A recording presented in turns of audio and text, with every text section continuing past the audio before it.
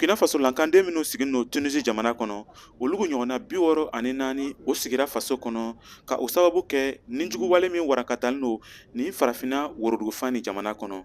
Hakilina jigira nin jamana kofɔlen nin ka président Kais Saied ale tun ye laseli dɔ bɔ min kɔnɔ a y'a fɔ ko a danganen tɛ farafina tilebinfanden minnu bɛ olu fɛ olu ka se ka baara sɔrɔ ka Tunisie lakandenw to yen. Nin fasoden lakan sɔkɔli ninnu labɛnna ka bɔ fanga ɲɛmaaw fɛ. Olu ye pankuru bila ka taa Tunisie jamana na ka lawuli kama lasɔkɔli n'an ko rapatriement volontaire labɛn. Karamɔgɔ Traoré ye Burkina Faso ka kɔkanko ministre dankan ye.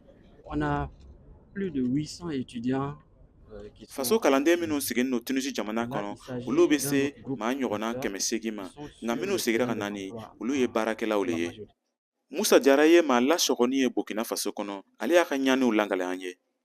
Fɔlɔ jamana tun tɛ ka ɲi mɛ téléphone comme wa président fana kumana nin donc fɛn fana tun b'o dusu la donc bɛnna nu kan ka taa bon an bon kari k'an wari ta an tɛ se ka foyi kɛ polisiw m'a cɛ fana ka taa bila prison na donc a tun gbɛlɛyala. Nin fasoden lakan ninnu caman ka basi tun ye min ye sɛbɛn tun tɛ o bolo. Alassane Porogo bɛ o ɲɛfɔ an ye.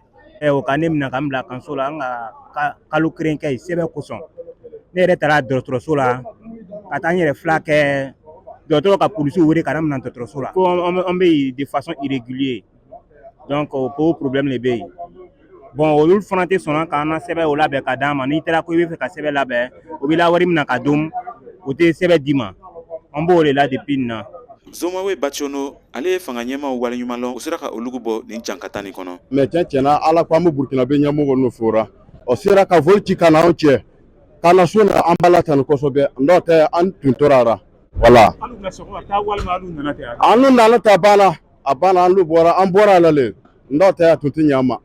Aw sɔrɔ ka nana ka fɛn bɛɛ ye an nana ka fɛn bɛɛ ye ma min tora min tunna kɔnɔ ale tunna mais min ma tunna an sera ka min sɔrɔ ka na olu le ni yan fɛ. Nin fasolankan ninnu dɔw ko ni yɔrɔ nana suma olu bɛna filɛ n'o bɛ se ka sɛbɛnw dakelenya ka sɔrɔ ka sɔkɔ Tunisie jamana kɔnɔ nka dɔw ko olu tɛna taa tuguni. Caman minnu tora Tunisie jamana kɔnɔ olu ye kalandenw ye labɛnni min kɛra ka se k'a to minnu bɛ fɛ ka sɔkɔ olu ka se ka na. Nin tun ye Kadaye Traoré kumakan ye ka bɔ Wagadugu Burkina Faso.